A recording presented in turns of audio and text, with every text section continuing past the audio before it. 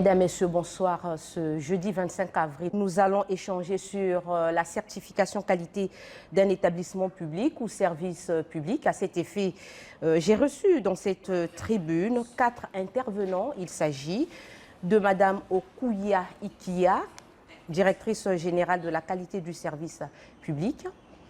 Monsieur Serge Thierry Momboli, directeur du service de contrôle des produits forestiers à l'exportation. Monsieur Roger Nazaire Openza, responsable du système de management de la qualité au service du contrôle des produits forestiers à l'exportation. Tous deux cadres au niveau du ministère de l'économie forestière. Madame Emery Litois, directrice du cabinet manager au conseil, une structure privée. Je reprécise qu'avec ce beau monde sur les antennes de Télé Congo, nous allons échanger autour de la certification qualité d'un établissement public ou d'un service public. Un échange qui apportera sans doute bien des éclaircissements pour la gouverne de tous.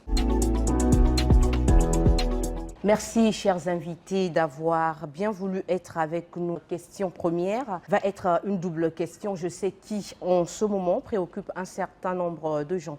C'est celle de savoir ce que c'est la certification qualité d'un service ou d'un établissement public et à quoi cela sert-il qu'une structure ou un service soit certifié. La question va en direction de Madame la directrice générale de la qualité du service public. La certification qualité est une attestation qui confirme qu'une structure respecte une norme ou un référentiel donné. Et c'est une attribution qui est donnée par un organisme accrédité et surtout impartial. Est-ce qu'il y a des conditions d'éligibilité quant à l'obtention de la certification? Il y a effectivement des conditions d'éligibilité. Ça fait partie justement du processus de certification. Il y a donc un référentiel au départ.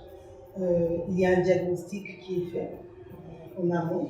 Un diagnostic qui permet de connaître l'état de la structure, ses processus, ses conditions de travail, les procédures, le personnel. Il y a un certain nombre d'éléments à vérifier, à contrôler et à diagnostiquer afin de pouvoir mettre en marche l'entreprise pour qu'elle s'oriente vers le respect des exigences d'une norme ou d'un référentiel. Vous avez dit qu'il y a un référentiel, il y a un certain nombre de processus qu'il faut mettre en place. Est-ce qu'on peut penser que ce service joue le rôle d'enquêteur? Pas tout à fait. C'est vraiment un diagnostic qui est posé. C'est faire l'état des lieux de la structure qui voudrait aller vers la certification. Pour cela, on met tout sur la table pour savoir où est-ce qu'elle se situe actuellement. Une fois qu'on a fait ce travail-là, après, il y a tout un processus et un travail au niveau des équipes, en interne, ou même que ce soit les locaux, les conditions de travail, le matériel, qui sera mis en conformité avec les exigences de la norme. Parlons de l'audit, la certification d'un établissement public ou d'un service public, quel impact en interne et en externe? Alors, il y a plusieurs impacts positifs, que ce soit en interne ou en externe. En interne, on peut notamment citer l'amélioration continue. On peut aussi en externe citer une meilleure qualité des prestations. L'amélioration continue permet dans les faits d'avoir des équipes qui sont formées continuellement, permet d'avoir le matériel qu'il faut pour le travail. Au niveau des prestations, c'est vraiment répondre aux besoins des usagers ou des clients ou des partenaires d'affaires. Donc c'est vraiment ça. Pendant qu'on y est, Monsieur le DG, comment le service de contrôle des produits forestiers à l'exportation, service sous tutelle du ministère de l'économie forestière, s'y est pris pour... Ça a été un long travail, un long parcours. Déjà par la création de ce service, c'était un partenariat public-privé. Et à l'époque, on est en 2002. En 2002, lorsque ce service est créé par la loi 16, la loi du Code forestier, loi 16, 2000. Et cette loi mettait en création un service qui allait inspecter et contrôler toutes les cargaisons de bois qui quittaient le pays afin de garantir la qualité du bois qui partait, de mesurer, d'avoir les vrais volumes qui sortent et fournir l'information statistique notamment à l'État. Et cette création a été faite non pas l'État tout seul, mais il s'est adossé avec une société de la place qui existe toujours, c'est la société SGS. La société SGS, Société Générale de Surveillance, qui est une société habituée à travailler sous les normes de qualité. Donc, un partenariat public-privé avait été fait à l'époque pour créer ce service que nous avons aujourd'hui, le service de contrôle des produits forestiers à l'exportation. Et chemin faisant, c'est quoi? C'est autour de 2009 que l'État a récupéré cet outil qui a été créé avec le partenaire privé. Et donc, depuis les années 2008-2009, nous fonctionnons en étant entièrement public. Il n'y a plus de privé. L'entité publique est restée. Et cette entité publique a toujours gardé ses normes de qualité. À l'époque, c'était la norme ISO 9001 version 2000. Et aujourd'hui, on a évolué vers la version 2015. Mais cette version 2015 a été installée qu'il y a récemment, c'est en 2019, que nous avons repris le parcours de certification de ce service afin de témoigner de la qualité de l'organisation déjà de la structure, mais aussi de la qualité des prestations qui sont réalisées par les agents du terrain. Parce que la certification, ce n'est pas uniquement le management, c'est surtout la base. Si vous n'avez pas les acteurs du quotidien qui comprennent la qualité et qui la mettent en œuvre, votre système ne tient pas. Donc on a pu bénéficier de cette historique liée à la qualité avec la création en partenariat public-privé. Et là, maintenant, on a réalisé pendant 4 ans, accompagné de cabinets managériaux, les révisions de nos procédures, révision des fiches de fonction. Quels sont les avantages de la certification en interne et en externe? Qu'est-ce que l'État gagne? Alors, merci madame. Pour répondre à cette question, je voudrais dire que la certification au niveau interne apporte la confiance vis-à-vis de ceux qui travaillent. La certification apporte une bonne organisation. La certification permet de mettre en place des bonnes procédures et des bons processus qui permettent de fonctionner efficacement. Au niveau externe, la certification, c'est comme une garantie. Si nous prenons aujourd'hui l'exemple des acheteurs du bois congolais ou alors les exploitants forestiers, étant donné que le SCPFE est certifié à cette norme, du coup, le SCPFE devient comme un élément de confiance pour l'État. Pour les acheteurs, quand ils savent que le SCPFE est certifié à la norme ISO 9001 version 2015, c'est-à-dire que le SCPFE applique ce standard en respectant toutes les procédures et toutes les exigences qui sont à l'intérieur de cette norme. C'est pour dire que ce soit les forestiers, que ce soit les exploitants, ils auront confiance vis-à-vis du SCPFE. Et donc, la certification permet aussi d'avoir d'autres partenaires. À travers cette façon de faire, il permet d'attirer d'autres clients. Voilà un peu l'intérêt de la certification. Et pour appuyer ce que dit mon qualiticien préféré, c'est le travail que nous faisons. En quelque sorte, nous donnons une marque de fiabilité aux informations que nous allons donner. La première information, c'est le volume qui sort. D'où provient-il? De quel exploitant forestier? Et ensuite, derrière, est-ce qu'il a bien subi la légalité qui existe dans notre pays? Ce bois peut partir en Europe, en Chine. Et aujourd'hui, ce que nous faisons pour chaque bille ou chaque colis qui sont exportés, nous avons un code barre pour la traçabilité de contrôle qui a été réalisé.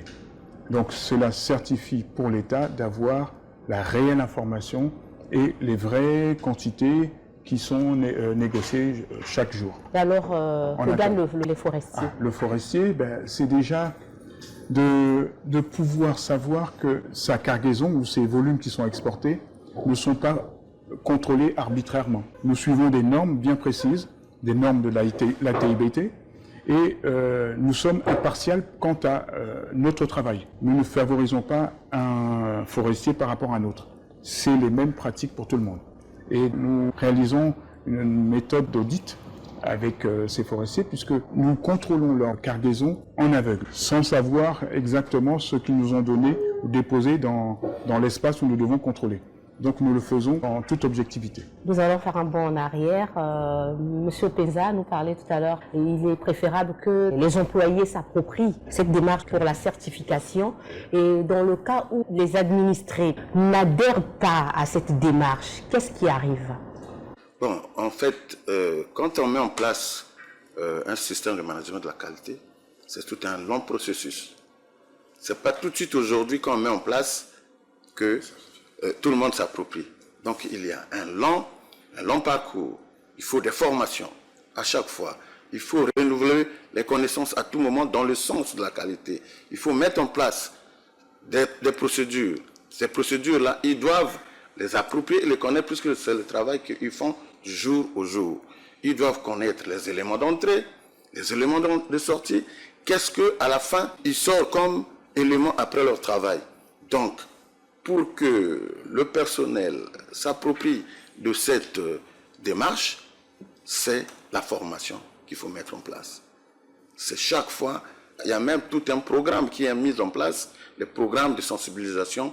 Chaque année, il y a des programmes de sensibilisation, il y a des programmes d'audit et il y a même des revues de direction que nous mettons en place. Nous réalisons même les enquêtes de satisfaction de clients. Les enquêtes de satisfaction de clients, c'est quoi? Vous êtes notre client, on vient chez vous, pour vous mettre dans les bonnes conditions, on vous demande de nous dire ce qui est de bien et ce qui est de mauvais. Pour faire quoi? Pour améliorer continuellement notre travail. Voilà, donc pour que le personnel puisse s'approprier de ça, il faut sans cesse former. Parce que le directeur vous a dit, nous avons commencé la qualité depuis 2003. Et donc aujourd'hui, nous pouvons dire que le personnel du SCPFE, aujourd'hui, dans toutes les antennes et postes, ils connaissent ce que c'est que la qualité et ils connaissent la valeur de la qualité. Voilà. Monsieur, déjà quelque chose à ajouter par rapport à cette question? Oui, bon, sans oublier que nous satisfaisons d'abord notre commanditaire, à savoir notre ministère de tutelle. Et ce ministère de tutelle a une exigence très forte par rapport à nous, comme nous représentons la porte de sortie ou le dernier maillon avant que le bois quitte le pays.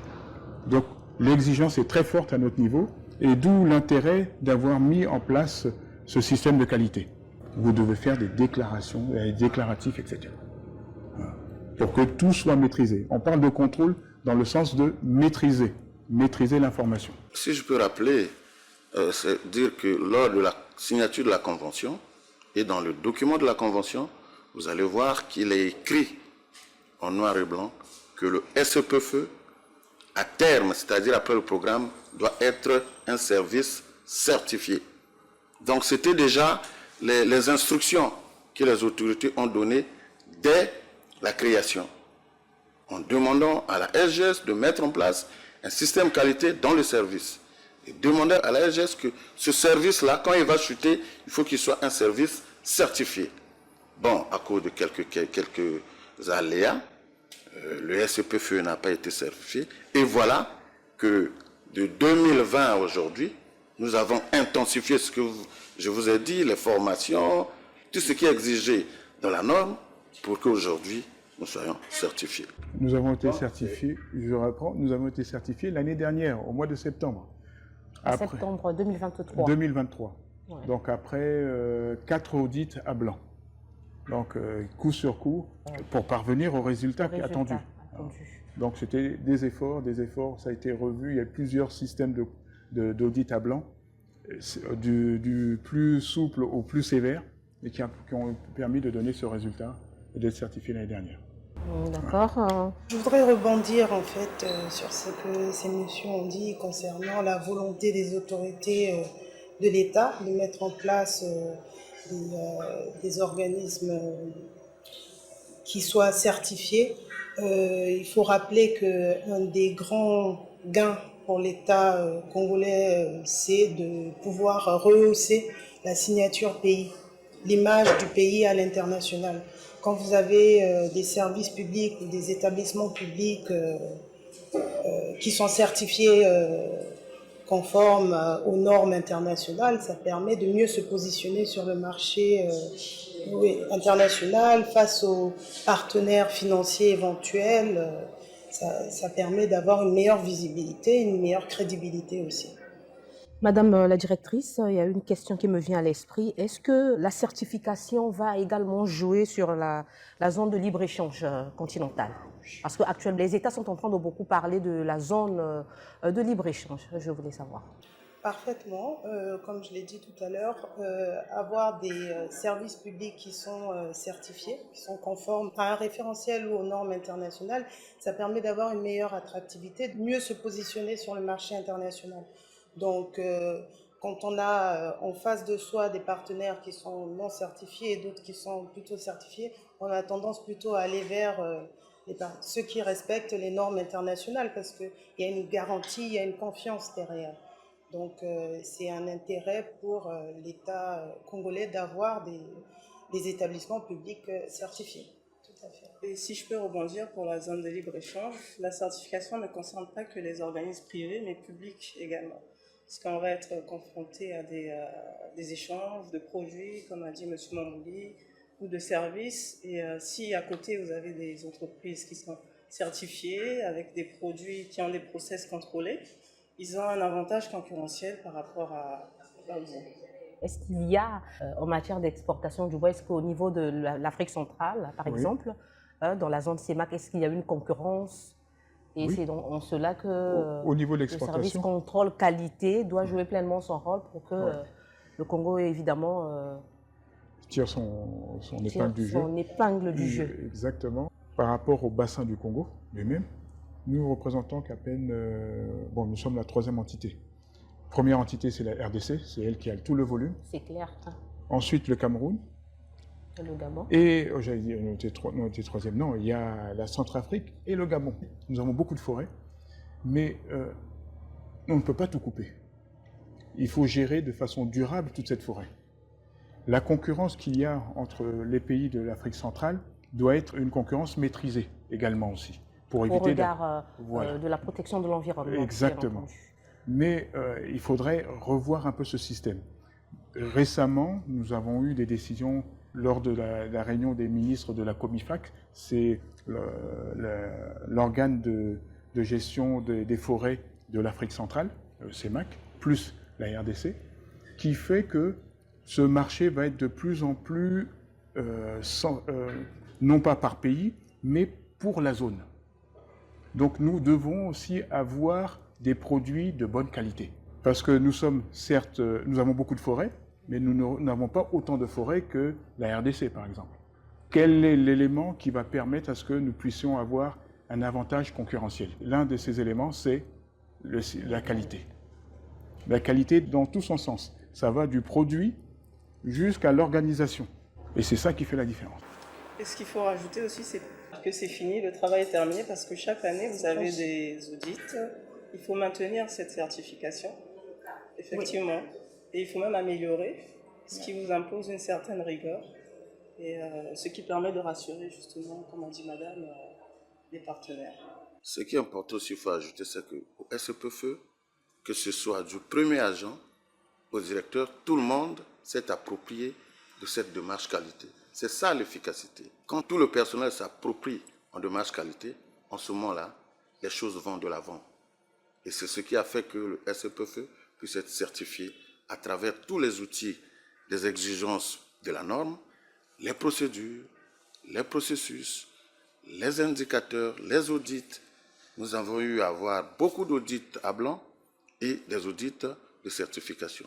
C'est ce qui a fait que le SEPFE soit certifié. On termine avec vous, madame. Quel rôle a joué le cabinet manager au conseil dans le processus d'obtention de la dite certification? D'accord. Mais donc nous avons joué un rôle, il faut savoir qu'on a un cabinet dont nous faisons notamment dans l'accompagnement à la certification. Il y a plusieurs normes, il y a la 9001, il y a la 14001, c'est tout ce qui est management de l'environnement, il y a tout ce qui est sécurité des denrées alimentaires, etc. Il y a plusieurs normes. Mais donc nous sommes là en tant qu'accompagnateurs et comme l'a dit madame la directrice générale, Il y a plusieurs étapes. Il y a le diagnostic, donc il faut bien sûr fournir les ressources et pouvoir faire ces diagnostics en amont. Il y a l'accompagnement des pilotes, notamment par les formations, par la rédaction des procédures, par voilà, les sensibilisations, le coaching. Il y a tout ce qui est gestion des éventuels écarts que l'on pourrait trouver sur le terrain. Il y a la mise en place du système. Donc, de par notre expertise, nous avons cette capacité à pouvoir accompagner la structure et cela fait aussi un regard extérieur par rapport à leur organisation. Donc, il y a ce double avantage-là. Madame, Messieurs, avant de boucler avec cet entretien qui vous a beaucoup renseigné, nous voulons accorder 1 minute de parole au directeur général du service de contrôle des produits forestiers à l'exportation, Monsieur Serge Thierry Momboli. Monsieur le DG, vous avez la parole. Merci de la parole accordée. Tout d'abord, c'est de remercier le chef de l'État qui, par sa vision managériale, a mis en place un cadre qui permet de mettre en avant la qualité dans les services publics, puisqu'il crée le ministère en charge de la qualité. Et bien sûr, mon ministre de tutelle, Madame Rosalie Matondo, qui est en charge de l'économie forestière, qui, par son exigence managériale, nous a en quelque sorte emboîté le pas à nous inscrire dans la démarche qualité. Et donc, nous continuons dans cette démarche et dans cette exigence. Vous l'avez compris, mesdames, messieurs, nous sommes arrivés au terme de notre échange au sujet de la certification qualité d'un établissement public ou d'un service public. Un échange qui vous a sans doute permis d'être bonnement renseigné avec grand intérêt sur la nécessité de la certification qualité d'une structure ou d'un service public. La finalité étant la garantie de la qualité. Bonne soirée à tous.